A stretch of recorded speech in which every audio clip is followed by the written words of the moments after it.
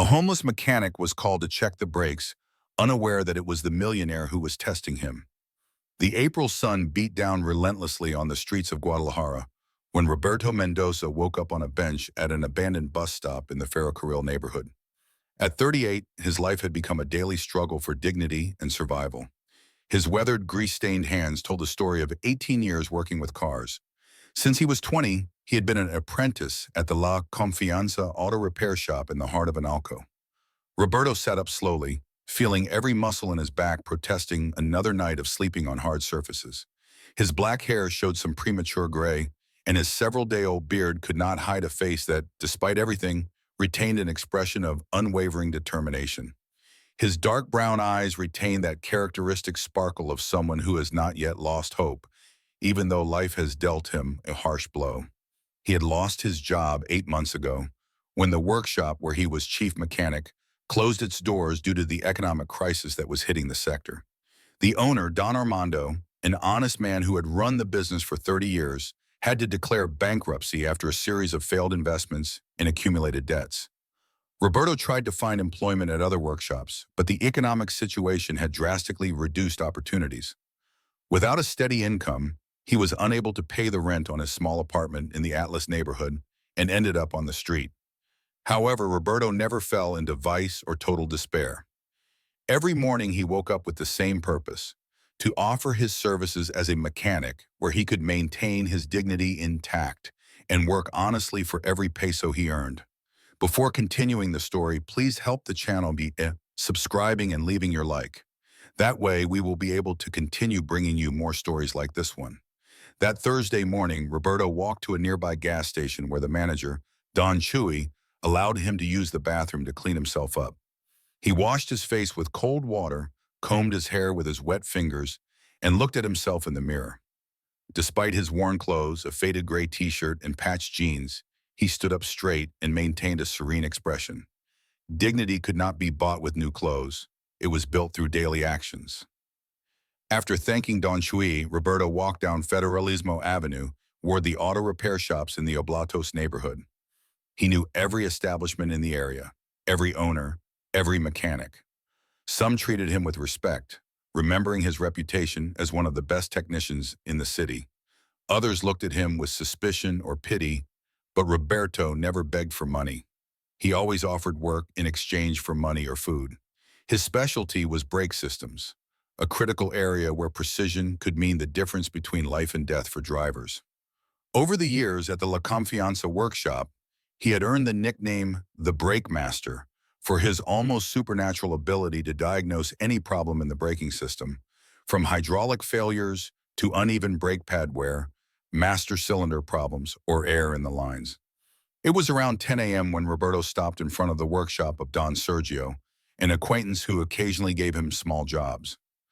The place was closed. It was a day off.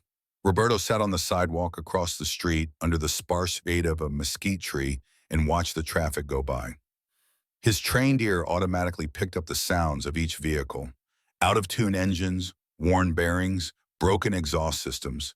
It was a habit he had developed over nearly 2 decades of work, a second nature that could never disappear. Traffic was heavy that morning: trucks, public buses, private cars, motorcycles.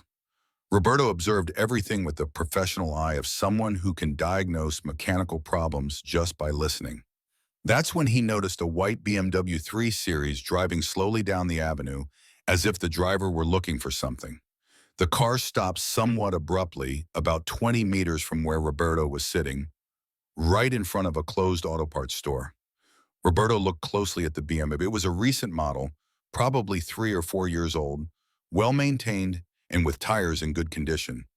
But something caught his attention: the way the car had stopped. It wasn't a normal controlled braking, but more abrupt than it should be for a vehicle of that quality. A woman who appeared to be about 35 years old got out of the car. She was dressed simply, in dark jeans and a white cotton blouse, nothing flashy or luxurious. Her brown hair was pulled back in a practical ponytail, without any elaborate styling. She wore white sneakers and carried a small, simple handbag. There was no visible jewelry or excessive makeup. She looked like a middle-class woman. Nothing about her appearance betrayed wealth or luxury. The woman tried to open the trunk of the BM, but she didn't seem to know exactly how to do it. Roberto watched her for a few minutes. He saw her pressing different points on the vehicle, looking for the release lever. Finally, after several attempts, she managed to open the trunk. She stared at the engine with an expression of total bewilderment, like someone looking at Egyptian hieroglyphics with no idea of their meaning. Roberto got up from where he was sitting and crossed the street with calm, determined steps. He didn't want to scare the woman by appearing suddenly, so he approached slowly, keeping a respectful distance. The woman looked up when she sensed him nearby, and Roberto could see a flash of caution in her eyes. Chance. Understandable given his appearance, but there was also something else in that look. An openness, a willingness to listen that was uncommon in people who saw him on the street. "Good morning, ma'am," Roberto said in a calm and respectful voice, instinctively removing an imaginary cap in a gesture of courtesy. "Sorry to intrude. I saw you were having trouble with your car. I'm a mechanic and I can take a look if you like." The woman studied him for a few seconds that seemed like an eternity. Roberto kept his gaze steady but not defiant, letting her make the decision. He knew his appearance could generate mistrust, but he also trusted that something in his attitude would convey honesty. "The brakes," the woman finally said in a clear but worried voice. "I feel like they're not responding well. When I brake, the pedal goes almost all the way to the floor, and the car takes a long time to stop. I'm really scared to drive like this." Roberto nodded. He had already mentally identified several possible problems. "May I take a look?" he asked, approaching the vehicle only when she gave her consent with a gesture. He leaned over the open engine and began his inspection. His hands, permanently stained with grease under his fingernails, moved with the confidence of a surgeon. First, he checked the brake fluid level in the master cylinder reservoir. It was low, but not critically so. Then, with the woman's permission, he got into the car and pumped the brake pedal several times, feeling the response. The pedal did indeed go too far to the floor, a clear sign of problems in the hydraulic system. "Can I check under the car?" Roberto asked. The woman nodded, watching him closely as he lay down on the hot pavement to inspect the underside of the vehicle. Roberto had no tools, only his trained eyes and expert hands. He carefully examined the brake lines, calipers, and rotors visible from below. After several minutes of meticulous inspection, he got up and dusted off his clothes. "You have two problems, ma'am," Roberto explained in a professional and confident tone. "The first is that there is a small leak in the rear right brake line. It's not very serious yet, but it is slowly losing fluid. The second and more important problem is that your front brake pads are completely worn out, so much so that the caliper pistons are exerting direct pressure on the discs without adequate friction. That's why the pedal feels spongy and the car doesn't brake well." The woman listened to him with rapt attention, processing every word. "How dangerous is it?" she asked with genuine concern. Roberto didn't sugarcoat the truth. That was one of his characteristics as a mechanic. He always told it like it was, without exaggerating to make more money, but without minimizing risks. "Quite dangerous, ma'am. You shouldn't drive this car until it's repaired. If you have to brake suddenly, especially at high speed, the brakes could fail completely." "I don't want to scare you, but that's the truth." The woman was silent for a few seconds, taking in the information. "Can you repair it right here?" she finally asked. Roberto shook his head. "I don't have the necessary tools or parts. You need new brake pads, brake fluid, and to repair or replace that leaking line. Ideally, you should take the car to a well-equipped repair shop. If you give me a moment, I can call a friend who has a tow truck and can tow your car to a reliable repair shop." The woman seemed to consider the option. "How much would the repair cost approximately?" Roberto did a quick mental calculation, considering the prices of spare parts and labor. Original brake pads for a BM9 like this cost around 2,500 to 3,000 pesos per set. Repairing the brake line, depending on whether it can be repaired or needs to be completely replaced, would cost between 800 and 1,500 pesos. Good quality brake fluid would cost around 300 pesos. Labor at a competent repair shop, considering that it is a job that requires precision, about 100 to 2,000 pesos. In total, he was talking about approximately 5,000 to 7,000 pesos. Roberto's precision in his quote visibly impressed the woman. He wasn't making up random numbers. He knew the exact cost because he had worked with these systems for years. "Do you know of a reliable repair shop?" she asked.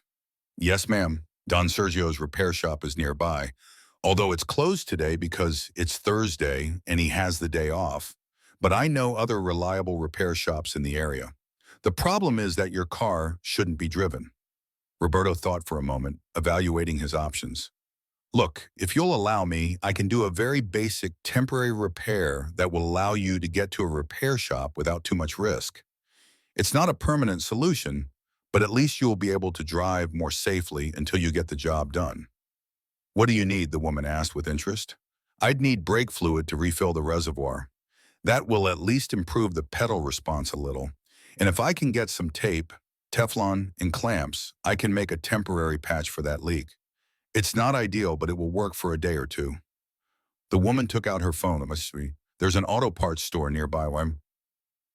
Roberto nodded. "Yes, 2 blocks up the avenue. It's called Refacciones El Águila." The woman put her phone away and looked directly at Roberto. "Can you come with me to buy what I need? I don't understand anything about these things, and I don't want them to sell me the wrong thing." Roberto agreed without hesitation. They walked the 2 blocks to the auto parts store together. A casual conversation arose naturally between them. "Have you been a mechanic for long?" the woman asked as they walked. 18 years, ma'am," Roberto replied with obvious pride in his voice. "I started as a mechanic when I was 20 at the La Confianza workshop in Analco. Don Armando, the owner, taught me everything I know. He was an old-school master, the kind you don't find much anymore." "And where do you work now?" she continued with genuine interest. Roberto hesitated for a moment, considering whether to lie to avoid embarrassment, but his honest nature wouldn't allow it. "I don't have a steady job right now, ma'am. The workshop where I worked closed a few months ago due to financial problems. I do odd jobs where I can while I look for something stable." The woman nodded without asking any more awkward questions. Roberto was grateful for that. There was something about her that conveyed genuine respect, not the condescending pity that some people showed when they learned of his situation. At the auto parts store, Roberto selected exactly what he needed: a bottle of brake fluid, 4 good quality dots, professional Teflon tape, and 2 small metal clamps. The total cost was 380 pesos. The woman paid without question, and they returned to the BM. For the next hour and a half, Roberto worked meticulously on the vehicle. First, he partially purged the brake system to remove air. Then he refilled the reservoir with new fluid. Next, he got under the car and worked on the leaking line. Without professional tools, he used his ingenuity and experience to make a temporary patch using Teflon tape and clamps, ensuring that the leak would stop, at least temporarily. Finally, he checked the fluid level again and pumped the brake pedal several times to verify that the response would improve. "All done," Roberto said, wiping his hands on an old rag he always carried with him. "Try the pedal now."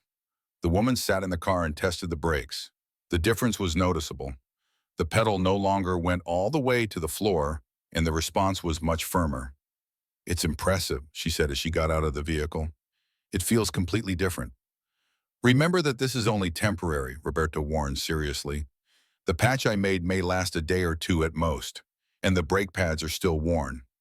You should take the car to a repair shop for a complete repair as soon as possible. Don't drive on the highway and keep a safe distance from other vehicles." The woman nodded, showing that she understood perfectly. "How much do I owe you for your work?" she asked, taking out her wallet. Roberto hesitated. The work he had done was technical and had taken considerable time. At a repair shop, they would have easily charged her 500 or 600 pesos just for the diagnosis and temporary repair. But something in him resisted the idea of charging a lot to someone who had shown him respect and trust. "Whatever you think is fair, ma'am," he finally said. "I don't have fixed rates." The woman stared at him for a few seconds as if evaluating him. Then she took 500 pesos out of her wallet and handed them to him. "Is that enough?" she asked. Roberto wanted to refuse the money. It seemed like too much for a favor, but he knew he needed those pesos to eat that day. "It's more than enough, ma'am. Thank you very much."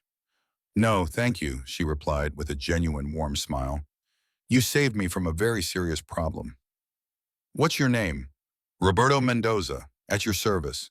Nice to meet you, Roberto. The woman hesitated for an almost imperceptible moment. Patricia. Roberto noticed the slight pause but didn't think much of it. The pleasure is mine, Mrs. Patricia. Remember, take the car to the repair shop soon. I will, she promised. I'm usually in this area almost every day, ma'am. I'm looking for work at the repair shops around here. Patricia nodded thoughtfully. Maybe we'll see each other again. Then she got into her B&M, started the engine, and after checking the brakes again, drove away with a final wave out the window. Roberto stood on the sidewalk holding the 500 pesos in his hand. It was enough money to eat well for 2 or 3 days, but more than the money, what made him feel good was having used his knowledge to help someone, having been useful, having been respected as the professional he was. That night, Roberto slept in his usual place, the bench at the abandoned bus stop, but with a different feeling in his chest. It had been a good day. He didn't know that this chance encounter with the woman in the white BMW was about to change his life in ways he could never have imagined. What Roberto didn't know was that Patricia wasn't her real name, and that the simple-looking woman he had met that morning was actually Patricia Hernandez Villarreal, owner of Auto Group Bajío, one of the largest chains of auto repair shops and auto parts distributors in western Mexico, with an estimated net worth of more than 300 million pesos. And what had just happened was not a chance encounter, but the first of many tests she had planned. Patricia Hernandez drove her BMW back to her residence in the exclusive Puerta de Hierro neighborhood in Zapopan. The house was a modern 2-story mansion with immaculate gardens and private security, a world completely different from the one Roberto inhabited. As she drove, her mind replayed every detail of her encounter with the mechanic on the street. There was something about Roberto Mendoza that had completely captured her attention. It wasn't just his obvious technical competence, although that was impressive. It was the way he handled the whole situation. His honesty in explaining the problems without exaggerating, his refusal to take advantage of her vulnerability to overcharge her, his genuine concern for her safety. By warning her about the risks of driving with faulty brakes, Patricia had built her business empire precisely by identifying talent where others did not see it. At 37, she had inherited a small mechanics shop from her father, Don Ezequiel Hernandez, 12 years ago, an honest man who died leaving her with more debts than assets. But Patricia had the vision and determination to transform that modest business. She studied business administration while working during the day at the shop, learning every aspect of the automotive business. With intelligence, hard work, and strategic decisions, she turned that single shop into a chain of 20 establishments distributed throughout Jalisco, Guanajuato, and Michoacan. Auto Group Bajío not only had auto repair shops, it was also an official distributor of auto parts for major brands. It had maintenance contracts with transportation companies and vehicle fleets and had recently begun offering automotive technical training. Despite her financial success, Patricia never forgot her humble roots. She remembered the difficulties her father faced trying to keep his workshop afloat, the times they didn't have enough money to eat well, the humiliations her family suffered because they were considered mere mechanics. Those experiences shaped her business philosophy: to value talent over appearances, to pay fair wages to her employees, and to never lose sight of the fact that behind every business there were people with stories, dreams, and dignity. That's why Patricia had an unconventional practice. She would periodically dress up as an ordinary woman and visit different areas of the city, observing how independent mechanics worked, evaluating how they treated customers, and occasionally identifying hidden talent. She had discovered some of her best employees this way. The encounter with Roberto had not been entirely coincidental. Patricia had been observing the workshop area in Oblatos for several days. She had heard rumors about a homeless mechanic who was exceptionally good with brakes. Several workshop owners had mentioned a certain Roberto, who occasionally appeared offering his services and who had an impressive knowledge of hydraulic braking systems. Intrigued, Patricia had discreetly investigated and discovered that Roberto Mendoza had been the head mechanic at La Confianza, one of the most respected establishments in Guadalajara, before it closed. Don Armando, the former owner, had mentioned Roberto on several occasions as the best mechanic he had known in his 30 years of experience. So Patricia designed her test, took her BMW to one of her own workshops, and instructed her mechanics to deliberately wear down the front brake pads and create a small leak in the rear brake line. She wanted to see how Roberto would diagnose and handle a real brake problem, his specialty. That morning, she had dressed in simple clothes, put away all her jewelry, applied minimal makeup, and driven to the area where she knew Roberto used to look for work. The plan worked perfectly. Roberto had demonstrated exactly what Patricia had hoped to find: exceptional technical competence, absolute honesty, and a deep respect for customer safety. His diagnosis had been 100% accurate, identifying both problems without any diagnostic equipment. His price quote had been fair and realistic, without attempting to inflate costs to take advantage of her apparent ignorance of mechanics. And his temporary repair had been ingenious and effective, demonstrating years of practical experience. But what had impressed Patricia most was something intangible: the dignity with which Roberto carried himself in his difficult situation. He had never begged or acted desperately. He offered his professional work in exchange for fair payment and maintained his integrity even when he clearly needed the money. Those qualities could not be taught. They were part of a person's character. Patricia arrived at her mansion and entered her private study, an elegant room with walls lined with books on business, auto mechanics, and business management. She sat down at her mahogany desk and opened her laptop. She had a decision to make. Over the next 2 days, Patricia did something that, in her business circles, might be considered excessive. She hired a trusted private investigator, Rafael Navarro, who specialized in employment background checks. "I need complete information about this person," she told Rafael, handing him Roberto Mendoza's details. "But I want it to be a respectful, discreet investigation. I'm not looking for dark secrets or anything sensational. I just want to understand his complete history, verify his work experience, talk to people who knew him professionally, and confirm his character." Rafael, accustomed to Patricia's unconventional requests, accepted the job. For 48 hours, he thoroughly investigated Roberto Mendoza Ochoa. He spoke with Don Armando, the former owner of La Confianza Auto Repair Shop, who described Roberto as the best mechanic he had ever known, a man of honor who never stole a penny or did a bad job.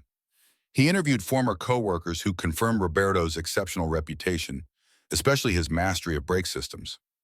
One of them, a mechanic named Jorge, said, "Roberto could diagnose a brake problem just by listening to the noise the car made. It was incredible, almost supernatural, and he never ever sold a customer parts they didn't need. He was always honest, even if it meant making less money." Rafael also investigated why Roberto had ended up on the street. The story was unfortunate, but clear. After the closure of La Confianza, Roberto had tried to find employment elsewhere, but the economic crisis had hit the automotive sector hard. Many repair shops were reducing staff, not hiring. Without steady work, Roberto exhausted his savings paying rent on his apartment, but eventually he could no longer afford it. He tried to live with acquaintance, but his pride did not allow him to be a burden on others for long. Gradually, he ended up living on the street. The most impressive thing about Rafael's report was that Roberto had never fallen into addiction or illegal activities. Several merchants in the area confirmed that he always paid for what he consumed, never stole, and never caused trouble.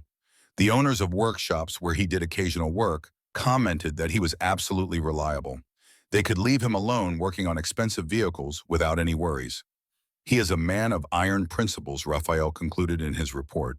"He has maintained his moral integrity in circumstances that would have destroyed weaker people. His only mistake was perhaps being too proud to ask for help, but that speaks to his dignity, not a character flaw." Patricia read the entire report twice. Each page confirmed her initial impression.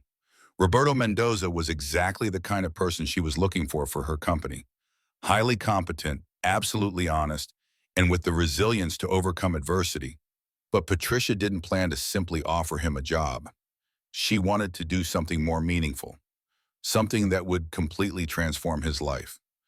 However, she first needed to be absolutely sure. It was one thing to successfully diagnose brakes, but it was quite another to handle more complex situations, work under pressure, and make ethical decisions when no one was watching. Patricia designed a second test that was more elaborate than the first. The following Monday, Roberto followed his usual routine. He had wisely used the 500 Patricia had given him. He bought nutritious food, paid for a shower at a public gym, and saved the rest for emergencies. That morning, he was near Don Sergio's workshop, which had finally opened after the weekend. Roberto was helping change a flat tire on a taxi when he heard the familiar sound of an engine. He turned and saw Patricia's white BMW approaching. His heart raced slightly. He didn't know exactly why. Patricia parked the BMW and got out of the vehicle with an expression of concern mixed with some relief when she saw Roberto. "Roberto," he called out, waving his hand. "How lucky to find you. I need your help again." Roberto quickly finished with the taxi and approached her. "Good morning, Mrs. Patricia. How has the car been?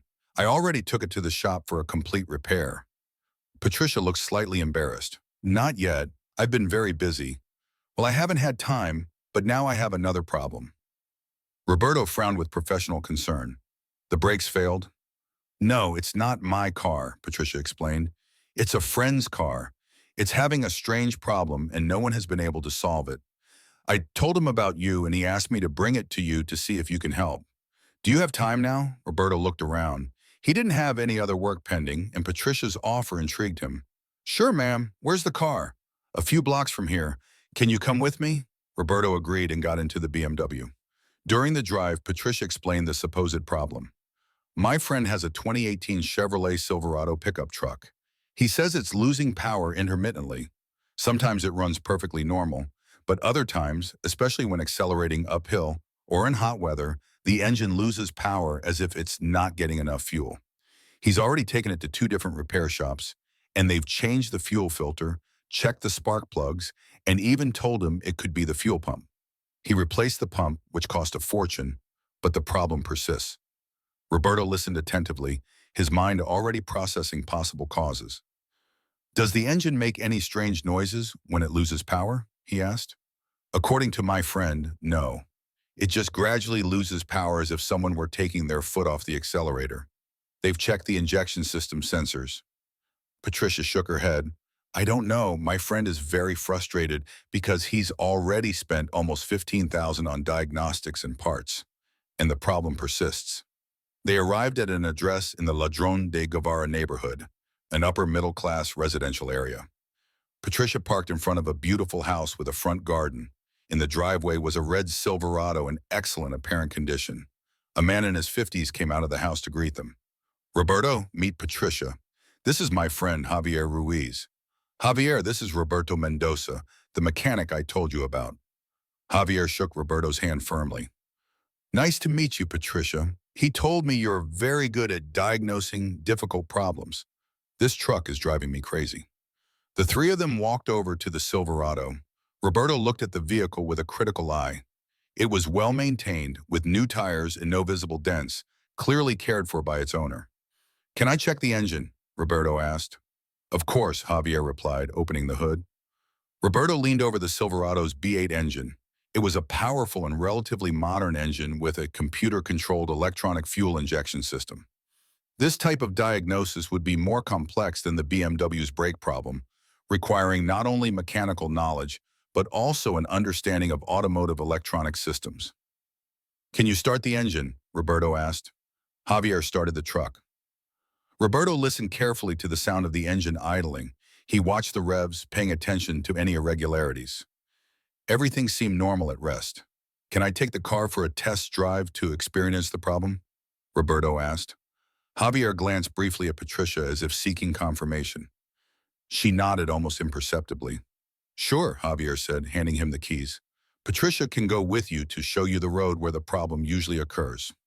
Roberto and Patricia got into the Silverado. Roberto adjusted the seat and mirrors with professional movements, and then started the engine and began to drive. Patricia told him to head for the steep streets near Los Colomos Forest. During the first few minutes, the engine ran perfectly. Roberto drove, paying close attention to any signs. The response of the accelerator, the sound of the engine, the revs on the tachometer, any vibration or irregular behavior. "It's a very smooth engine," he commented. "You can tell it's been well maintained." "Javier takes great care of all his vehicles," Patricia replied. "That's why he's so frustrated with this problem." They reached a street with a steep incline. Roberto stepped on the accelerator to climb the slope, and that's when it happened. The engine began to gradually lose power, as if the fuel supply were being cut off. The tachometer showed that the revs were dropping, even though Roberto kept his foot on the accelerator. The Silverado went from accelerating strongly to barely being able to maintain speed on the incline. "Are you okay?" Patricia asked. "Yes," Roberto replied, his mind working quickly. "Hold it like that for a few seconds." Roberto carefully watched the dashboard as the problem manifested itself.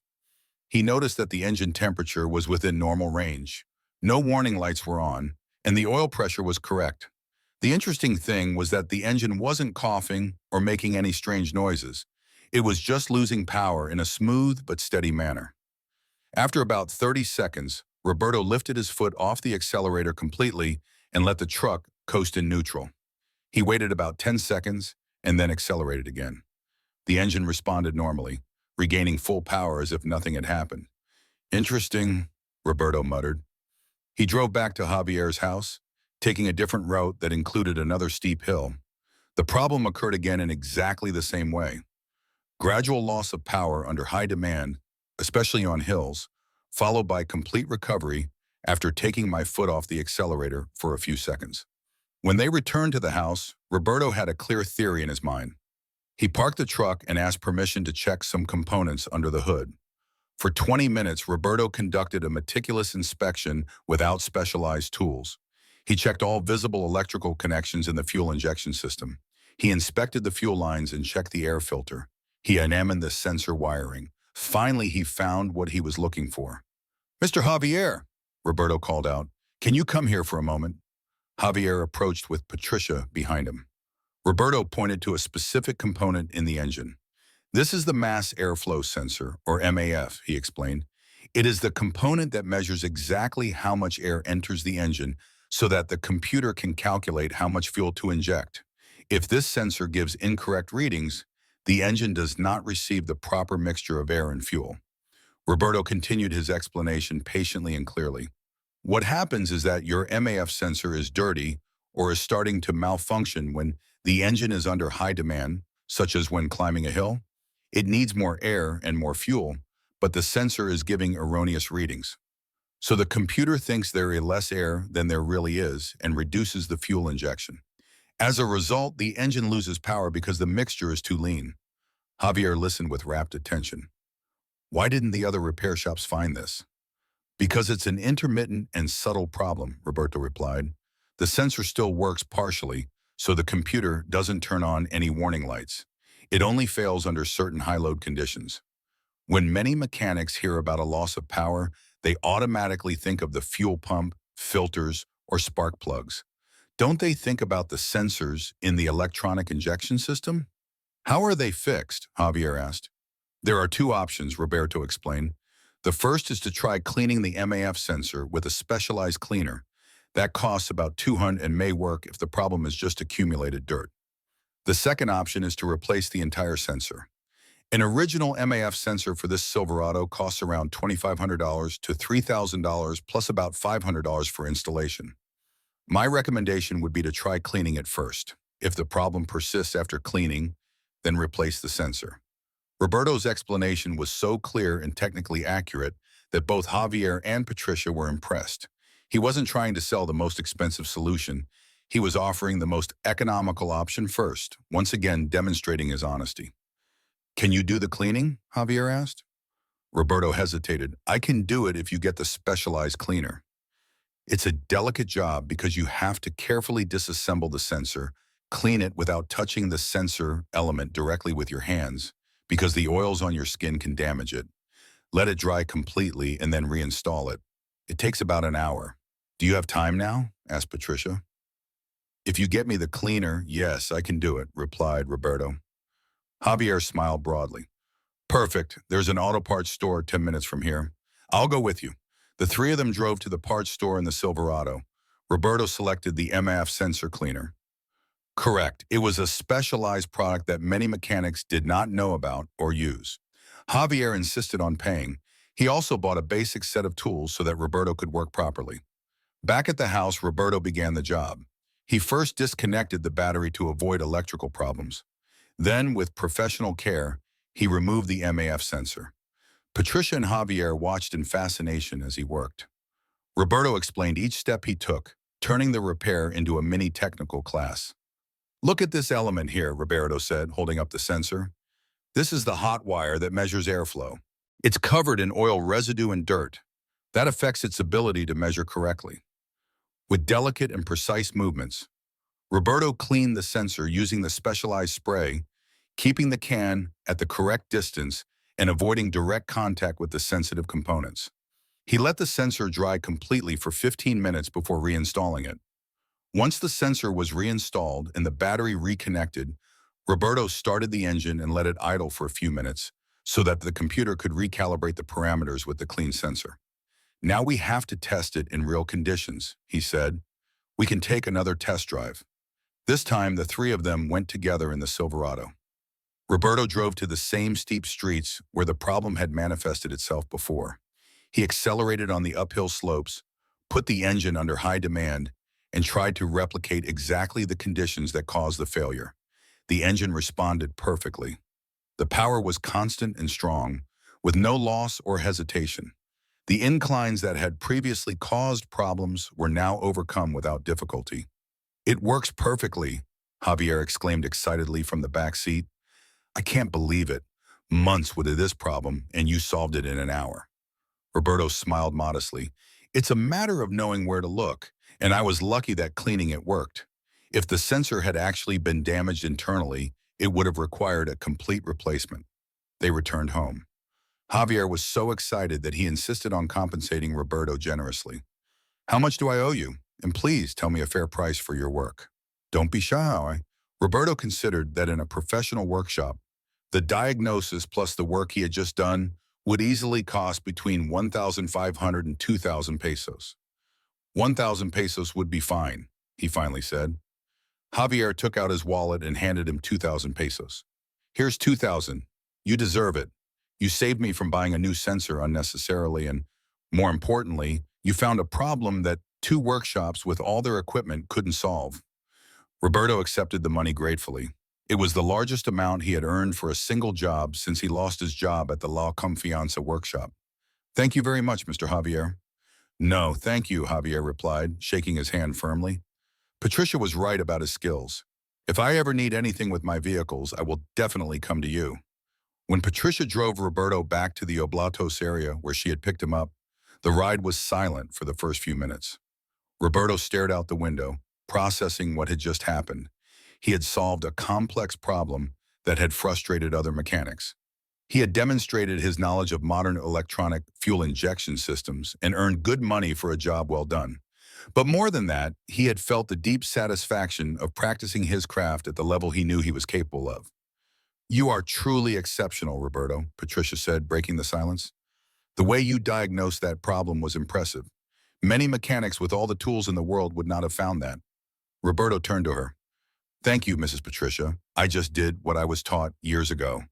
Listen to the problem, observe the symptoms, think logically about the possible causes, and test the most likely theory. First, where did you learn about automotive electronic systems? Patricia asked with genuine interest. That's supposed to be more modern knowledge. Don Armando, my former boss, was a visionary, Roberto explained.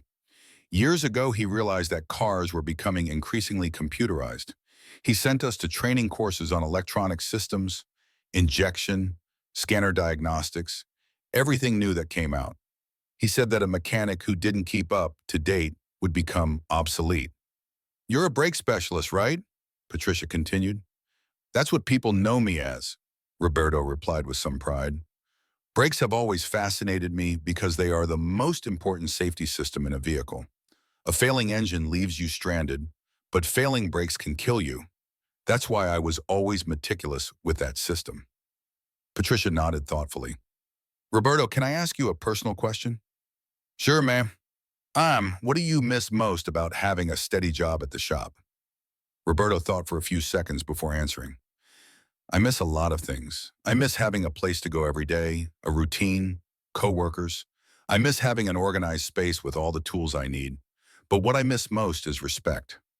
When you were the head mechanic in an established workshop, people respected you as a professional. They sought you out specifically.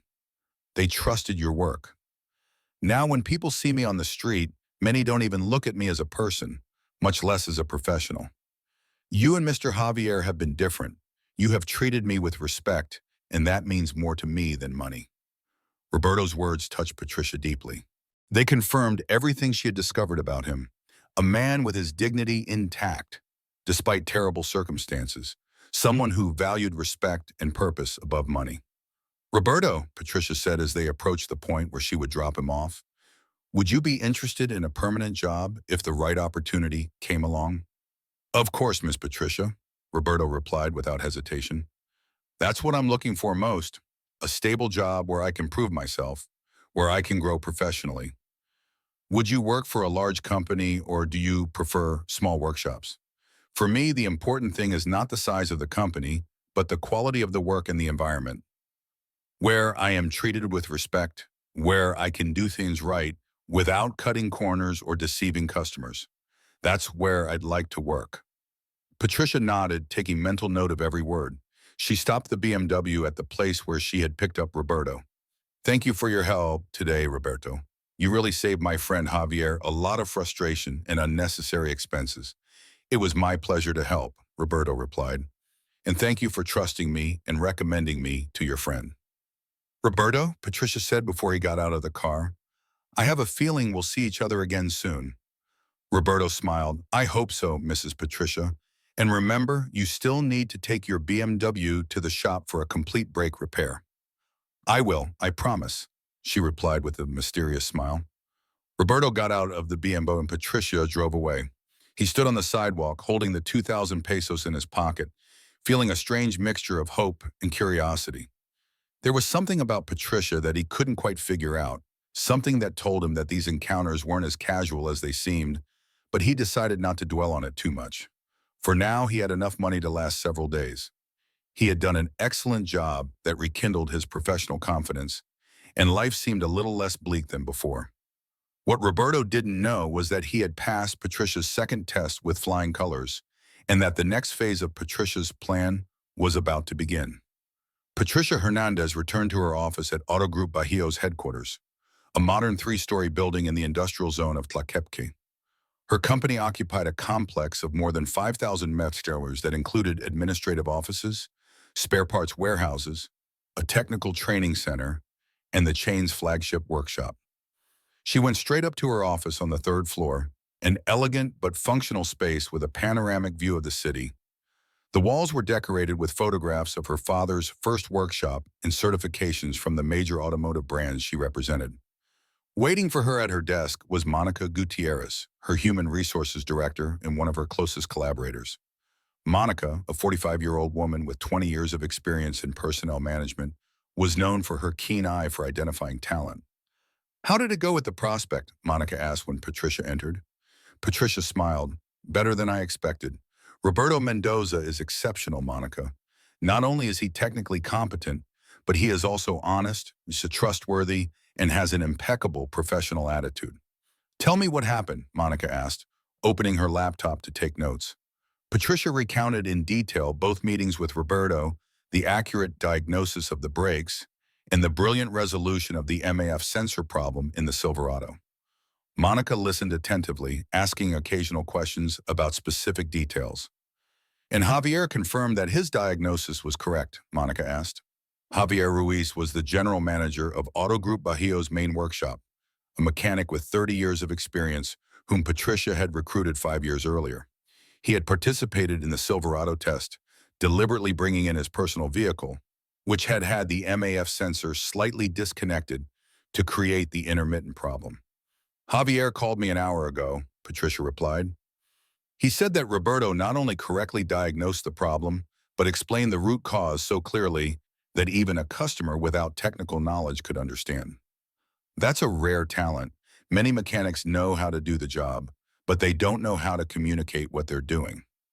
What's your plan now? Monica asked. Patricia leaned back in her chair thoughtfully. I want to offer him more than just a job. Roberto Mendoza deserves a real opportunity to completely rebuild his life. But before I make my final offer, I need to work out some logistics. What do you have in mind? Monica asked, intrigued. First, we need a place for him to live. I can't offer him a job if he's still sleeping on the street. He'd be exhausted every day. Second, he needs proper clothing, basic personal tools, and some resources to get reestablished. Third, I want to create a position in the company that specifically leverages his strengths. Monica nodded. What kind of position are you considering? We're expanding the technical training center, right? Said Patricia. We need expert instructors who can teach the next generation of mechanics. Roberto has the technical knowledge, practical experience, and according to Javier, the ability to explain complex concepts in an understandable way. He could be perfect as the lead instructor for brake systems in automotive safety. Monica took note. That's an excellent idea. What salary level are you thinking of? I want to offer him 18,000 pesos a month to start, plus full benefits, said Patricia. It's significantly above the industry average, but I think Roberto is worth it. If he turns out to be as good an instructor as he is at diagnosing problems, it will be an investment that will pay for itself in the quality of mechanics we train. Monica whistled softly. That's generous. Are you sure? Absolutely, Patricia replied with conviction. Monica, you know as well as I do that real talent is scarce. You can hire 10 average mechanics, or you can find one exceptional one who is worth 20. Roberto is one of the exceptional ones. I've seen him in action twice, and both times I was impressed. What about housing? Monica asked. Patricia thought for a moment. Do you remember the apartment the company bought 2 years ago in the railroad neighborhood as an investment? The one near the main workshop, the two-bedroom apartment in the blue building. Yes, I remember it. It's currently rented, right? The lease ends this month and the tenants have already confirmed that they are moving out, Patricia explained. That apartment could be perfect for Roberto. It's a 15-minute walk from the main workshop in a safe area and is fully furnished. Do you want to give it to him? Monica asked, surprised. I want him to live there at no cost during his first year with us, Patricia corrected. It's not a gift. It's part of the initial compensation package. After the first year, we will evaluate his performance and adjust his total compensation, possibly including a permanent housing subsidy or a salary increase that will allow him to pay rent elsewhere if he prefers. Monica smiled. Patricia, sometimes you surprise me. This goes far beyond a simple hiring decision. It's not charity, Monica, Patricia clarified firmly. It's a strategic investment in exceptional talent. If Roberto turns out to be everything I think he is, he will not only serve as an excellent instructor, but as a living example of our business philosophy, that we value people for their competence and character, not their appearance or current circumstances. Over the next 3 days, Patricia and Monica worked discreetly to prepare everything for Roberto. They hired a professional cleaning service to leave the apartment spotless. Monica personally supervised the provision of basic necessities, new sheets, towels, kitchen utensils, and some non-perishable food items in the pantry. They also prepared the formal hiring package, employment contract, social security registration, detailed job description as a brake and vehicle safety instructor, and all the necessary documentation. On Thursday morning, Patricia asked Javier to accompany her to pick up Roberto. She wanted Javier to be present when she made her offer, both to give it more credibility and to show Roberto that a professional work environment awaited him. They found Roberto in his usual spot, near Don Sergio's workshop. He was talking to an elderly man, apparently explaining something about the engine of an old Volkswagen sedan. When he saw Patricia and Javier approaching in the white BMW, Roberto excused himself from the man and walked towards them with an expression of curiosity mixed with some apprehension. Good morning, Roberto, Patricia greeted him as he approached. Good morning, Mrs. Patricia, Mr. Javier, Roberto replied politely. Is there a problem with the vehicles? No, no problem, Patricia replied with a smile. In fact, we want to talk to you about something important. Do you have time to join us for coffee and a quiet chat? Roberto looked surprised but nodded. Sure, of course. The three of them went to a quiet cafe in the American colony, a place with a pleasant atmosphere, but not ostentatious. They sat at a table in the back where they would have privacy to talk. Patricia ordered coffee for everyone and waited for the drinks to arrive before beginning. Roberto, Patricia began in a serious but friendly tone. I need to be completely honest with you about something. Roberto looked at her intently, a little nervous about the serious tone. The encounters we've had haven't been entirely coincidental, Patricia continued. The brake problem with my BMW was real, that's true. But I knew about your reputation as a brake expert before I ran into you by chance. That day, Roberto processed this information in silence. The MAF sensor problem in Javier's truck was also real, but we took it specifically to you because we wanted to see how you would handle a more complex diagnosis. Javier interjected. You did an extraordinary job, Roberto. Your diagnosis was accurate and your solution was correct. I was very impressed. Roberto looked at both of them, still not fully understanding where the conversation was going. I don't understand why you were testing me. Patricia took a deep breath. Because I was looking for someone very specific for my company. And I think that someone is you, Roberto asked, confused. Roberto, my full name is Patricia Hernandez Villarreal. I am the owner of Auto Group Bajío, a chain of auto repair shops and automotive parts distributor here in Jalisco. Roberto's eyes widened in surprise. Auto Group Bajío was well known throughout the region's automotive sector. Every mechanic had heard of the company. You are, Roberto began. Began, but he couldn't complete the sentence. Yes, Patricia confirmed, and I've been looking for someone with your profile.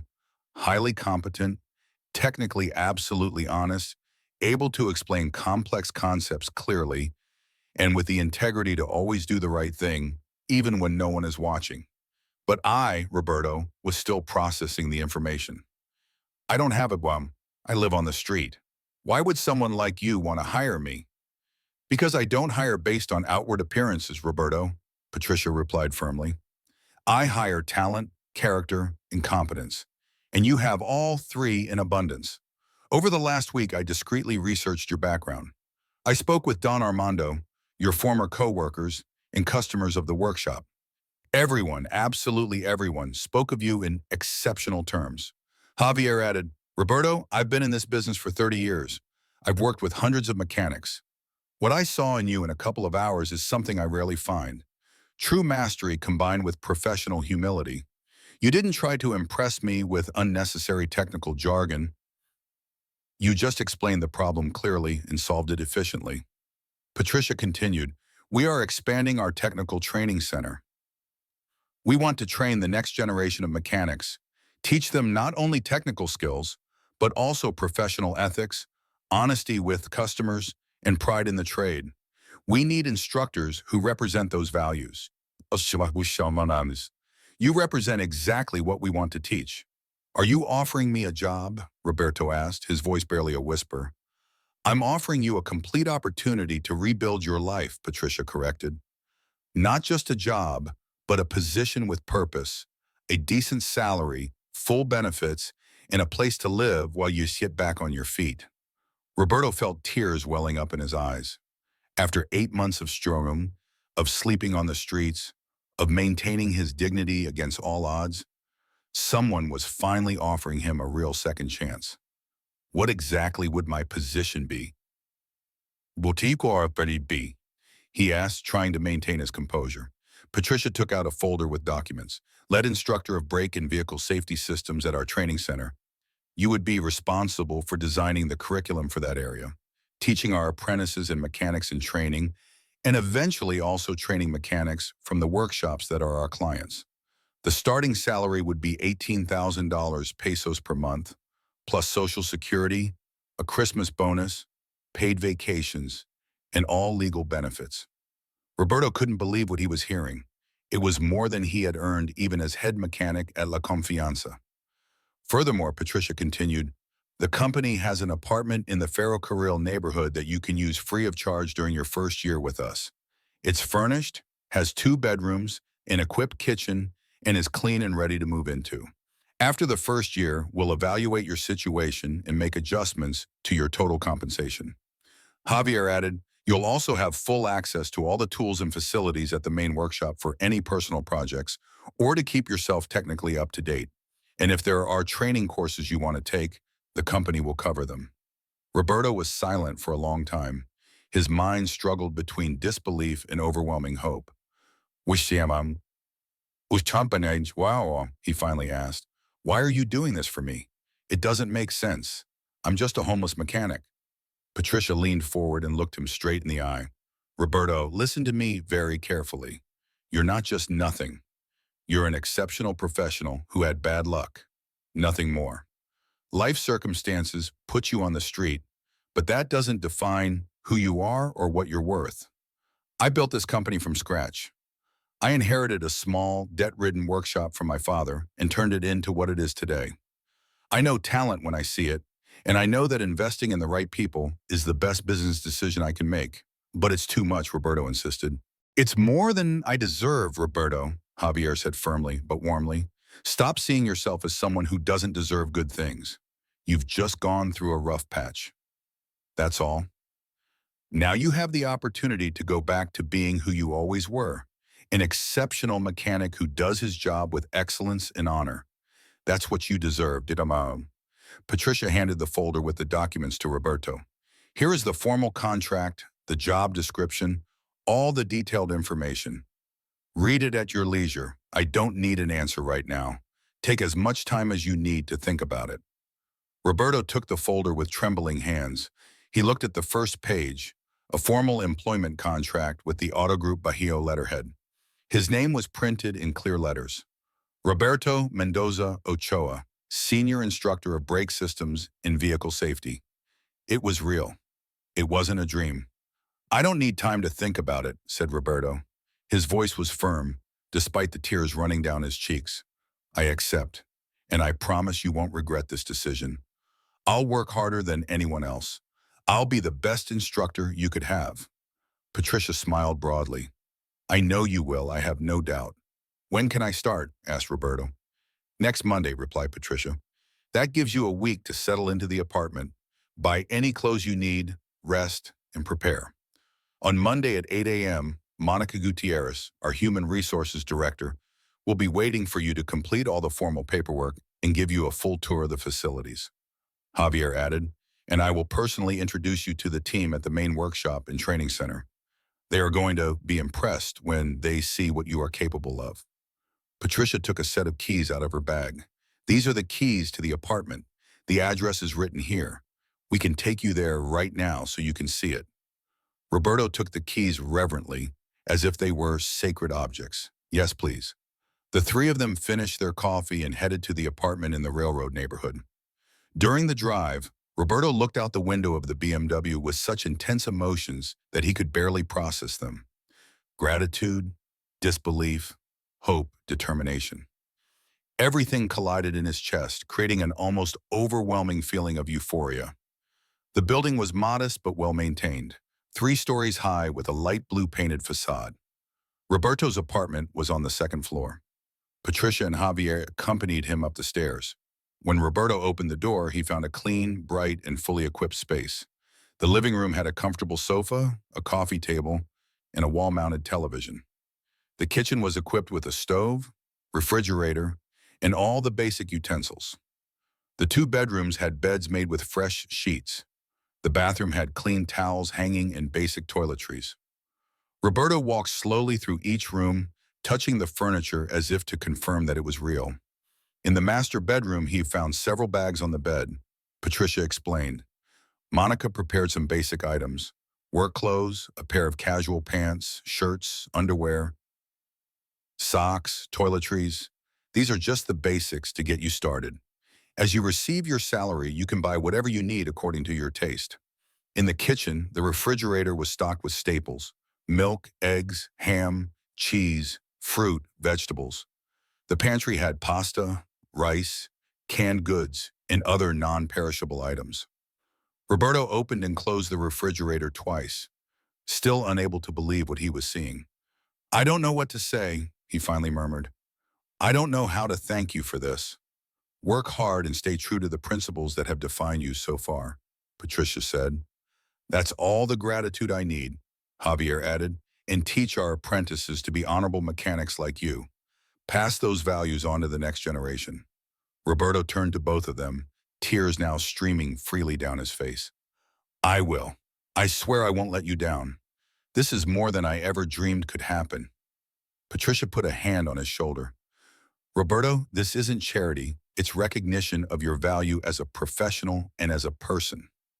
Everything you're receiving is because you deserve it, because you've proven yourself to be exceptional in your field, and because you've maintained your integrity when it would have been easy to lose it. Now you simply have the tools and the environment to do what you were always capable of doing. After showing him the practical details of the apartment, such as where the water and electricity keys were and how the stove worked, Patricia and Javier got ready to leave. Rest this weekend, Patricia said at the door.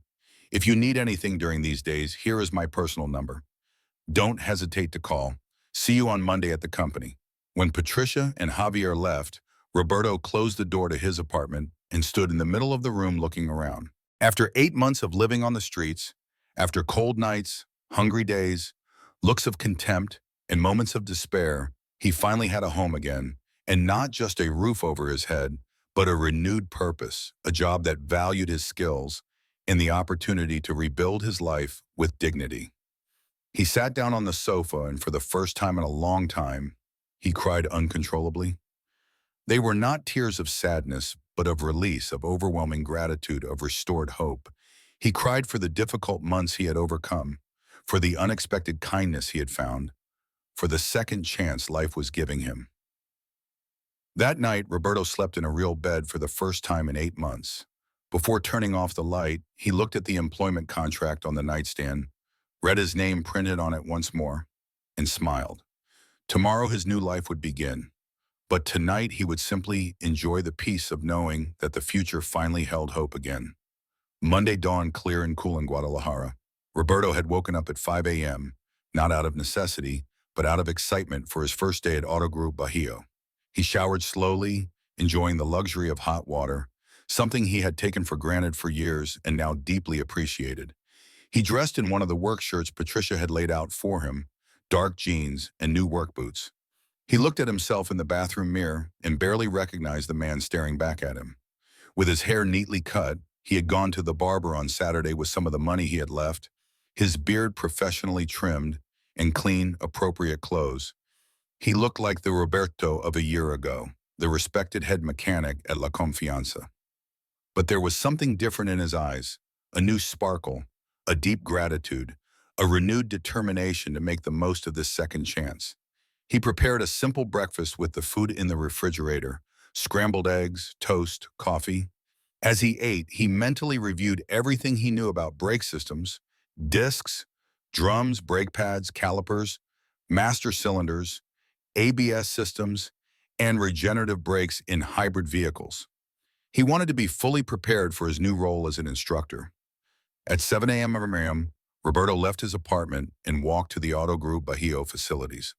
The company was only a 20-minute walk away, a perfectly manageable distance. It was a beautiful day, and Roberto enjoyed the walk, observing the city with completely new eyes. He was no longer a man without direction, looking for his next meal. He was a professional with purpose and direction. The Auto Group Bajío facilities were impressive. The complex occupied an entire block in the industrial area of Tlaquepaque. The main office building was modern, 3 stories high with a glass facade. Behind it were the mechanical workshops, large, well-lit hangars with dozens of hydraulic lifts and service bays. To one side was the spare parts warehouse, a huge building with shelves reaching up to the ceiling. And at the opposite end of the complex was the training center, a 2-story building with classrooms upstairs and practice workshops downstairs. Roberto arrived 15 minutes before 8 a.m., as was his custom. He had always believed that punctuality was a form of respect. At the reception desk in the main building, a friendly young woman greeted him with a smile. "Good morning, my name is Roberto Mendoza. It's my first day. I have an appointment with Ms. Monica Gutierrez from Human Resources." The receptionist checked her computer. "Yes, here you are. Welcome to Auto Group Bajío, Mr. Mendoza. Ms. Gutierrez is waiting for you on the 2nd floor. I'm going to ask you to sign in here and give you a temporary visitor badge. Tomorrow you will have your permanent employee badge."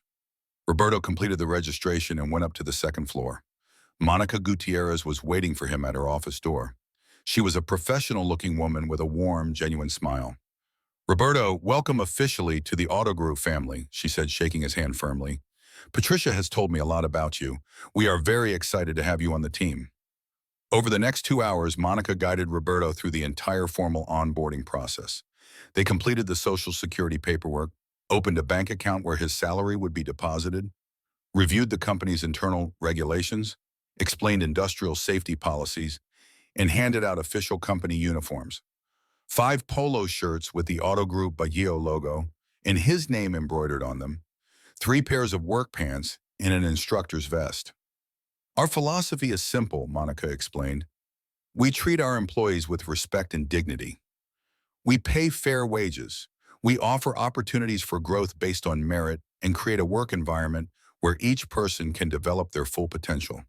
All we ask in return is professionalism, honesty, and a commitment to excellence.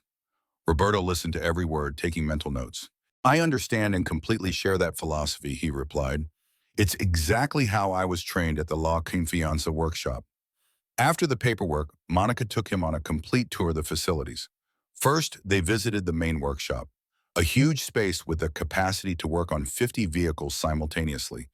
There were mechanics working in different bays. The sound of power tools filled the air, along with the familiar smell of oil and gasoline that Roberto missed so much. Javier Ruiz was waiting for them in the brakes and suspension area. Roberto, welcome officially. He greeted him with a firm handshake. Let me introduce you to the team. Over the next hour, Javier introduced Roberto to dozens of mechanics and technicians. Everyone welcomed him warmly. Although Roberto noticed a few curious glances, it was natural. The employees were wondering who this new instructor was that Patricia had apparently recruited personally. At lunchtime, Javier gathered the main workshop team in the employee cafeteria for a formal introduction. I want to officially introduce Roberto Mendoza, Javier announced in front of approximately 40 mechanics and technicians. Roberto is our new lead instructor for brake systems and vehicle safety. He has 18 years of experience in the industry. He was head mechanic at La Confianza Workshop and is recognized as one of the best brake specialists in the region. I had the opportunity to work with him a few days ago and can personally confirm that he is exceptional. There was polite applause. Roberto stood up briefly to greet everyone, feeling a little overwhelmed by the attention. After lunch, Monica and Javier took Roberto to the training center. This was the space where he would spend most of his time. The ground floor had 4 practice workshops, each equipped with vehicles dedicated exclusively to training, complete tools, hydraulic lifts, and diagnostic equipment. The upper floor had 6 classrooms with projectors, whiteboards, and teaching materials. This will be your domain, Javier said with a smile. You have complete freedom to design your curriculum, choose your teaching methods, and structure the class as you see fit.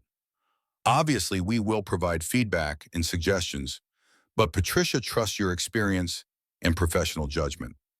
Roberto toured the spaces with fascination. It had everything an instructor could dream of. Modern equipment, adequate space, quality materials. When do I start with the students, he asked. The next class starts in 2 weeks, Monica replied.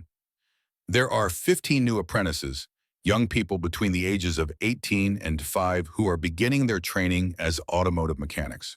Your brakes and safety module will be 6 weeks long. That gives you 2 weeks to prepare your material, design your program, and become completely familiar with the available equipment. During the following week, Roberto immersed himself completely in preparing for his first course. He arrived early every morning and stayed late working on his curriculum. He designed a comprehensive program covering everything from the basics of the brake system, types of brakes, components, hydraulic principles, to advanced topics, ABS systems, electronic diagnostics, regenerative brakes in hybrid vehicles, and safety standards. He prepared presentations with clear diagrams, created progressive practical exercises, and developed an evaluation system that measured both theoretical knowledge and practical skills. Patricia visited the training center midweek to see how Roberto was progressing. How is the preparation going? She asked, looking at the materials Roberto had organized in one of the classrooms. Excellent, Miss Patricia, Roberto replied with obvious enthusiasm. I'm designing the course to be 60% practical and 40% theoretical. I firmly believe that mechanics learn best by doing, not just by listening. Show me your plan, Patricia asked with genuine interest. Over the next hour, Roberto presented his complete curriculum to her. Patricia was impressed by the level of detail and well-thought-out pedagogy. Roberto not only knew mechanics, he understood how to teach effectively. "This is excellent, Roberto," Patricia said sincerely. "You've put a lot of thought into how to structure learning progressively, from simple to complex concepts. And I especially like that you included professional ethics and honesty with customers as an integral part of the course, not just as an add-on. For me, that's fundamental," Roberto explained. "A mechanic can be technically competent, but if he's not honest with customers, he does terrible damage to the reputation of our entire profession. I want to teach these young people that being a mechanic is a noble profession that requires integrity." Patricia smiled. "That's exactly the philosophy I want taught here. Roberto, I feel like I made the right decision in bringing you on board. You are going to be an invaluable asset to this company." On Monday of the third week, the 15 apprentices arrived for their first day of class. Roberto was waiting for them in one of the theory classrooms, dressed in his Auto Group Baggio instructor's uniform, with his presentation prepared in a mixture of nervousness and excitement. The students entered in small groups, chatting among themselves. They were a diverse group of young people. Some seemed to come from humble families, others from middle-class backgrounds, some shy, others confident. Roberto watched them all closely, remembering when he himself had been a 20-year-old apprentice entering the La Confianza workshop for the first time. "Good morning, everyone," Roberto began when everyone was seated. "My name is Roberto Mendoza, and I will be your instructor for brake systems and vehicle safety for the next 6 weeks. Before we begin with the technical material, I want to share something with you." Roberto paused, took a deep breath, and made a decision that he hadn't planned but felt was right. "Just 3 weeks ago, I was living on the street. I had no tribe, no home, and slept on park benches. Do you know why I'm telling you this? Because I want you to understand that life circumstances can change at any moment. You may be successful or you may face difficulties, but what you must never lose, no matter how difficult life gets, is your professional integrity and your dignity as a person." The students listened in absolute silence, surprised by their instructor's brutal honesty. "During the months I was on the street, I continued to offer my services as a mechanic wherever I could. I never stole, I never did shoddy work, I never tried to cheat anyone out of more money. I maintained my professional honor. And you know what happened? Someone noticed. Mrs. Patricia Hernandez, the owner of this company, gave me an opportunity because she saw that I valued my craft and maintained my integrity." Roberto continued, "Over the next 6 weeks, I'm going to teach you everything I know about brakes. But more importantly, I'm going to teach you how to be mechanics with honor, professionals that customers can trust. Because at the end of the day, our reputation is the most valuable thing we have." One of the students, a young man named Eduardo, raised his hand. "Master Roberto, how did you manage to get out of that situation?" "By always doing my best work, no matter the circumstances," Roberto replied honestly. "Every repair I made, every diagnosis I gave, I did with the same quality I would give if I were working at the best shop in town. And eventually that consistency caught the attention of the right person. But I didn't do it expecting a reward. I did it because that's who I am as a professional." Roberto's story resonated deeply with the students. Over the next few weeks, he became much more than their brake instructor. He became their mentor, their role model. He taught them not only how to diagnose brake problems, but why it was important to do so correctly. He explained not only how to change brake pads, but why sloppy work could cost lives. He showed them not only how to use tools, but why to keep them in good condition. It was part of being a professional. Roberto's classes were dynamic and practical. They spent their mornings in the classroom learning theory, hydraulic principles, types of braking systems, individual components, and problem diagnosis. But their afternoons were entirely hands-on. They worked on real vehicles, dismantled brake systems, identified worn parts, and performed complete repairs under Roberto's supervision. What set Roberto apart as an instructor was his patience and ability to explain complex concepts in an understandable way. When a student didn't understand something, Roberto would find 3 different ways to explain it until it was clear. He never ridiculed questions. He never made any student feel inferior. There are no stupid questions, he often said. There are only opportunities to learn. He also taught professional ethics in a practical way. In one of the exercises, he presented the students with a vehicle that had multiple minor problems in addition to the main brake problem. Tell me, what would you recommend to the customer? He instructed. Some students, wanting to impress, listed all the problems they found, estimating repairs of more than $15,000. Roberto stopped them. That's fine as a technical diagnosis, but think about the customer. Are all those problems urgent or just some of them? If you tell the customer they need to spend $15,000 when the critical problem is brakes that cost $3,000, what will they think of you? They'll think you're trying to buy them off. Learn to prioritize. Tell the customer what is urgent for their safety, what can wait a few months, and what is simply cosmetic. That's how you build trust. These practical lessons in professional honesty resonated deeply with the students. They understood that Roberto was not only teaching them a trade, but a professional way of life.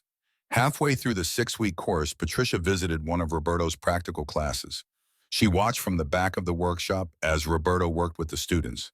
She saw him crouch down next to an apprentice who was struggling to bleed the brake system correctly, patiently explaining the proper technique without getting frustrated. She saw him praise the good work of another student who had correctly diagnosed a master cylinder problem. She saw how the students' respect and admiration for Roberto was evident in how they hung on his every word. After class, Patricia spoke to Roberto privately. "The students adore you," she observed with a smile. "They don't adore me," Roberto corrected modestly. "They just respond to the fact that I treat them with respect and teach them honestly." "It's more than that, Roberto," Patricia said. "I've had many instructors over the years. Some are technically brilliant, but they don't know how to teach. Others are good communicators, but they lack technical depth. You have both qualities, and you also have something that can't be taught: authenticity. The students feel that you really care about them." "I do care about them," Roberto replied sincerely. "Each of these young people reminds me of myself when I was starting out. I want to give them the kind of solid training that I received from Don Armando. I want them to start their careers with the right foundation, both technically and ethically." "I'm thinking of expanding your role," Patricia said. "In addition to teaching the apprentices, I'd like you to design refresher seminars for mechanics who are already working in outside shops. Many mechanics never received adequate formal trainings of modern brakes, especially ABS systems and electronic brakes. You could offer weekend courses for them." Roberto considered the proposal. "I would love to do that. Helping professionals improve their skills would be very rewarding." "Think about it and prepare a proposal for me," said Patricia. "If it works, we could eventually turn it into a formal certification program that is recognized throughout the industry." At the end of the 6 weeks, Roberto's 15 students took their final exam, half theoretical and half practical. The results were extraordinary. All students passed, and the group's average was the highest the training center had ever recorded for any module. Even more impressive was the quality of the practical work. The students demonstrated not only technical knowledge, but also the right professional attitude, working meticulously, double-checking their work, and prioritizing safety over speed. At the informal module completion ceremony, Eduardo, the student who had asked about Roberto's story on the first day, spoke on behalf of the group. "Master Roberto, I want to thank you for these 6 weeks. You didn't just teach us about brakes, you taught us what it means to be a true professional. You showed us that how we do our work matters, that our integrity is more important than quick money, and that we can be proud of our craft. Several of us come from families who thought being a mechanic was just a dirty, low-prestige job. You taught us that being a mechanic is a noble profession when done with honor." Roberto felt tears welling up in his eyes as he listened. This was more meaningful than any salary or benefit. He was truly making a difference in the lives of these young people, passing on the values that Don Armando had taught him years ago, perpetuating a legacy of professional excellence. "You honor me with those words," Roberto replied. "But remember, what you learned here is just the beginning. You have to keep learning throughout your career, stay up to date with new technologies, and never stop improving. And above all, never forget that every vehicle you repair carries families, lives. Our work can literally save lives if we do it right or put lives at risk if we do it wrong. Always carry that responsibility with pride. Javier, who had attended the ceremony, approached Roberto afterward. You've set a new standard at our training center. Roberto, Patricia is so impressed that she's already planning bigger things for you. Over the next 3 months, Roberto's reputation as an exceptional instructor spread rapidly. Not only did he teach 2 more groups of apprentices with equally successful results, but he also began offering the refresher seminars Patricia had suggested. Independent repair shop mechanics from across the region began attending his weekend seminars on advanced brake and ABS system diagnostics, theory, and practice. The classes filled up weeks before each date. Attendees left not only with updated technical knowledge, but also inspired by the passion and professionalism that Roberto radiated. One Saturday after one of his seminars, an older mechanic approached Roberto. Maestro, I've been in this trade for 30 years and thought I knew everything. But you taught me things I never learned, and more than that, you reminded me why I became a mechanic. I had lost some of that passion, but today I got it back. Thank you. Stories like these became commonplace. Roberto was transforming not only the technical skills of mechanics, but also revitalizing their professional pride and ethical commitment. Patricia watched all this with deep satisfaction. Her intuition about Roberto had been right in every way. Not only was he a valuable employee, he was a perfect ambassador for the values she wanted to promote throughout her company and the industry in general. 6 months after Roberto started at Auto Group Bajío, Patricia called him into her office for a meeting. Roberto, please sit down. I want to talk about your future here. Roberto sat down feeling slightly nervous. He had done something wrong. First of all, Patricia began, I want you to know that I am extremely satisfied with your performance. You have exceeded all my expectations, which were already high. The apprentices you have trained are the best we have ever had. The mechanics who attend your seminars leave not only more skilled, but also more motivated. You have raised the overall level of our training center. Roberto visibly relaxed. Thank you, Miss Patricia. That means a lot to me. That's why I want to offer you a new position, Patricia continued. I want to appoint you as director of the Technical Training Center. You would be responsible not only for teaching, but also for overseeing the entire company training program, coordinating with other instructors, designing new courses, and establishing educational quality standards. It would be a significant leap in responsibility. Roberto was surprised. Director, but I've only been here 6 months, and in those 6 months, you've demonstrated leadership, educational vision, technical excellence, and most importantly, the ability to inspire others, Patricia said firmly. You don't need 10 years of seniority to be a leader, Roberto. You need the competence and character to do it well. You have both.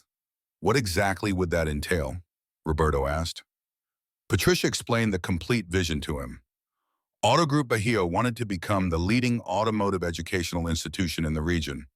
They planned to expand the training center, offer certified programs in multiple specialties, not just brakes, but also engines, transmissions, electrical systems, and electronic diagnostics, create partnerships with car manufacturers for specialized training, and eventually obtain official certifications as an educational institution. Roberto would be in charge of all that. It would also come with a substantial salary increase, Patricia added. We're talking about 28,000 pesos a month, plus performance bonuses based on the center's results. And after a year in the position of director, the company would help you buy your own home through a special credit program. Roberto listened, overwhelmed. A year ago, he had been literally on the street, struggling to survive day to day. Now he was being offered the chance to run a complete educational program with a salary he had never dreamed of earning. I need to think about this, Roberto said honestly. It's a huge responsibility, and I don't want to accept if I'm not sure I can live up to your expectations.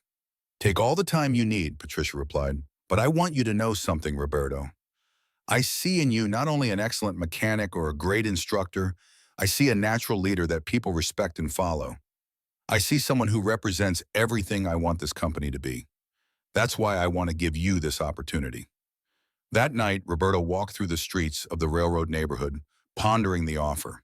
He passed the bus stop where he used to sleep a year ago. He stopped and looked at the metal bench where he had spent so many uncomfortable and cold nights. It was almost surreal to think how different his life was now. Now he remembered those dark days when he wondered if he would ever have a normal life again. He remembered the hunger, the cold, the looks of contempt from some people, but he also remembered those who treated him with respect. Don Chui from the gas station, who let him use the bathroom. D. Sergio, who gave him odd jobs. The workshop owners, who trusted him despite his unkempt appearance. And he especially remembered Patricia, who saw beyond his external situation and recognized the professional he still was inside. His first instinct had been to help her for free that day with the BMW's brakes, expecting nothing in return. This simple act of kindness and professional competence had triggered a series of events that completely transformed his life. The next day, Roberto returned to Patricia's office. "I accept the position of director," he said firmly, "and I promise that I will build the best automotive training center this region has ever seen. Not only technically excellent, but also a place where mechanics are trained with honor and integrity." Patricia smiled broadly. "I knew you would accept, and I know you will fulfill that promise." Over the next few months, Roberto immersed himself in his new role. He hired 2 additional instructors, both experienced mechanics who shared his philosophy of technical excellence and professional ethics. He designed comprehensive curricula for 4 different specialties. He established agreements with vehicle manufacturers to donate cars to the training center. He created a rigorous but fair evaluation system that ensured only truly prepared students received certification. The Auto Group Baguio Training Center began to gain a regional reputation. Independent repair shops began to specifically seek out mechanics who were certified by Roberto's program, knowing that they had been trained not only in technical skills, but also in professionalism and ethics. A year after taking over as director, Roberto was in his office reviewing statistics for the center when he received an unexpected call. It was Don Armando, his former boss at the workshop. "La Confianza. Roberto, son, I just found out about everything you've accomplished. I'm so proud of you that I almost cried when they told me." The 2 men talked for half an hour. Don Armando shared how vindicated he felt in his assessment of Roberto as his best mechanic. Roberto thanked him for everything he had taught him years ago. "Don Armando, everything I am as a professional, I owe to you," Roberto said with emotion. "You taught me that being a mechanic is a noble profession when practiced with honor." "No, son," Don Armando replied. "I only gave you tools and knowledge. The honor and integrity were already in you, which is why I never doubted that you would succeed, even though the circumstances were difficult." After hanging up, Roberto reflected on his day. In 2 years, he had gone from living on the streets to becoming the director of a respected training center. But more significant than the titles or the salary was the impact he was having. He had already trained more than 100 young mechanics, each of whom carried with them the technical and ethical lessons Roberto had taught them. Those mechanics were now scattered throughout the region, working in different workshops, each one a living testimony that this work can be done with excellence and honor. Roberto thought of Patricia and the decision she had made 2 years ago to give him a chance when no one else would. That decision had transformed not only his life, but potentially the lives of all the students he was now training. It was a multiplier effect of kindness and opportunity. He decided it was time to do something he had been planning. He spoke to Patricia about creating a special program within the training center, full scholarships for people in vulnerable situations who wanted to become professional mechanics. "I want to help people like me 2 years ago," Roberto explained. "People without resources, but with talent and determination. Give them the opportunity you gave me." Patricia not only approved the idea, but also allocated a specific budget for the program. "We'll call it the Second Chance Program," she said, "and you will be the main mentor for the scholarship recipients." The program started with 5 scholarship recipients in its first year. One of them was a 23-year-old named Marco, who had been living on the streets after escaping an abusive family. Marco had a natural talent for mechanics, but he had never had formal opportunities to develop it. Roberto saw Marco as a reflection of himself and became his personal mentor. He worked with him not only on technical skills, but also on regaining his confidence and sense of purpose. Marco progressed rapidly under Roberto's guidance. By the end of the 6-month program, he was one of the best students in his class. Roberto offered him a job as an assistant instructor at the training center. Maestro Roberto, Marco said with tears in his eyes as he accepted the offer. You saved my life. A year ago, I had nothing and no hope. Now I have a profession, a purpose, and a future. I didn't save your life, Marcos, Roberto replied. You saved it. I just opened a door. You were the one who had the courage to walk through it and do the hard work. Now it's your responsibility to open doors for others. And so the cycle continued. Roberto, who had been rescued by Patricia, was now rescuing others like Marco. And Marco would eventually do the same for someone else. Kindness multiplied, opportunities spread, dignity was restored, one person at a time. 3 years after Roberto and Patricia first met on that street in Guadalajara, the Auto Group Bajío Training Center had certified more than 300 professional mechanics. Roberto was recognized regionally as a leader in automotive education. He had been invited to speak at industry conferences.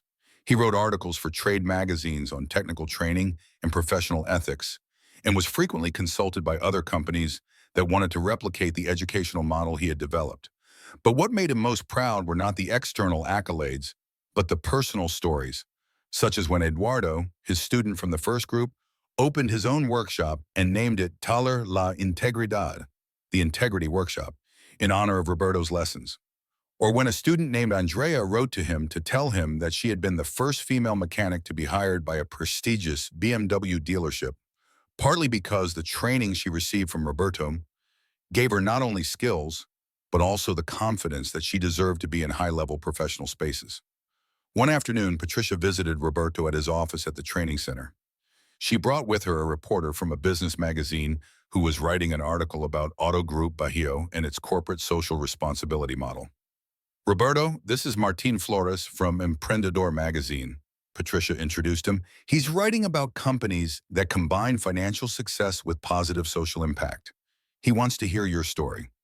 During the interview, Roberto openly shared his journey, the months on the street, his encounter with Patricia, the opportunity he received, and how he was now trying to multiply that opportunity by helping others.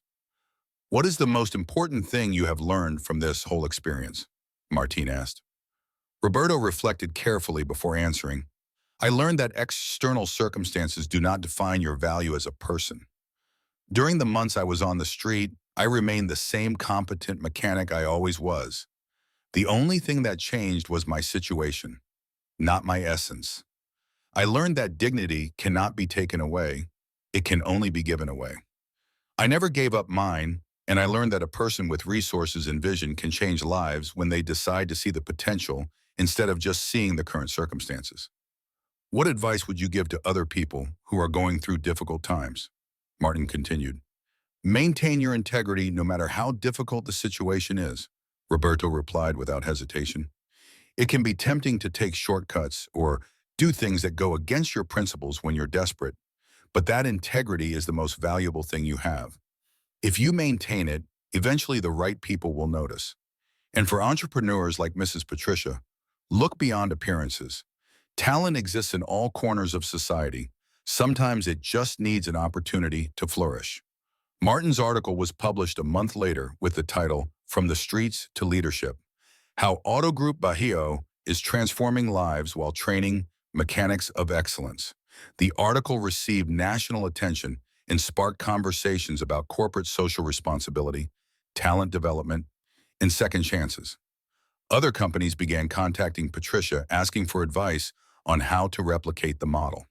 Patricia and Roberto occasionally traveled to other cities to share their experience.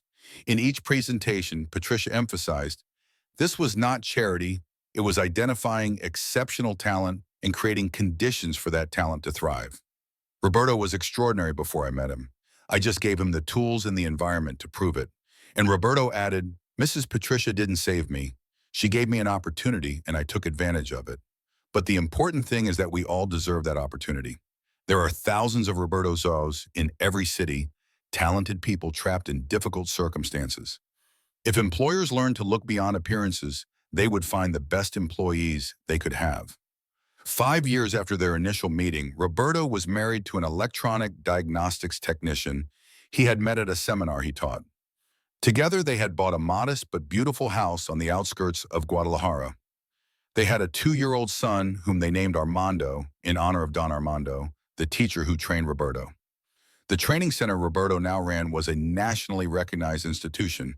He had certified more than 1,000 professional mechanics. The Second Chance program had helped 40 people in vulnerable situations become successful professional mechanics. Auto Group Baggio had expanded to 8 states in Mexico, and Roberto's educational model was replicated in each new location. But of all his achievements, what Roberto valued most were the individual stories of transformation, such as that of Juan, a recovering alcoholic who found purpose and redemption in mechanics, or that of Sophia, a single mother who managed to raise her 3 children while working as a mechanic specializing in electrical systems. Or Miguel, a young man from an indigenous community who became the first certified mechanic in his town and returned to open a workshop that employs other young people in his community. Each story represented a changed life, a family that benefited, a reimagined future, and all because someone decided to give them a chance when no one else did. One Saturday afternoon, Roberto took his son Armando to the bench at the bus stop where he used to sleep years ago. The boy played innocently while Roberto sat on that metal bench, remembering. "Daddy, why are we here?" little Armando asked. "Because this place is special to me, son," Roberto replied, lifting him onto his lap. "Years ago, when Daddy didn't have a home, he slept on this bench." Those were very difficult times, but also important times because they taught me to never give up. "And how did you get a home, Daddy?" "A very kind lady named Patricia gave me a chance. She saw me not for how I looked on the outside, but for what I could do and who I was on the inside," Iton. "And that changed everything." Roberto hugged his son, feeling a deep gratitude that never diminished. He looked around at the streets he knew so well and thought of all the people who were possibly going through situations similar to the one he had experienced. He renewed his personal commitment to continue opening doors, to continue giving opportunities, to continue demonstrating that talent and dignity exist in every corner of society if someone takes the time to look for them. That night, Roberto received a text message from Patricia. "Special meeting on Monday. I have a big proposal for you. Get ready for the next chapter." Roberto smiled. With Patricia, each new chapter meant exciting new opportunities. But regardless of what came next, Roberto knew one fundamental truth that he would never forget. His value as a person and a professional had never depended on his external circumstances. He had always been the same competent and honest Roberto Mendoza, only now the world could finally see it. And his mission for the rest of his life would be to ensure that others like him, temporarily trapped in difficult circumstances, also had the opportunity to prove their true worth. The story of a homeless mechanic who helped a mysterious woman, unaware that she was a millionaire, had begun as a simple act of professional kindness. It had transformed into a powerful lesson about human dignity, the value of giving opportunities based on merit rather than appearances, and the ripple effect that a single act of faith in another person can have. Roberto Mendoza had found more than a bomb or a home. He had found his purpose, to be the bridge that others could cross from despair to dignity, from invisibility to recognition, from wasted talent to realized potential. And as the sun set over Guadalajara that evening, Roberto fell asleep in his warm home with his wife and son, knowing that he had honored the opportunity Patricia had given him and that he would continue to honor it every day for the rest of his life by helping others discover that they too deserved a second chance.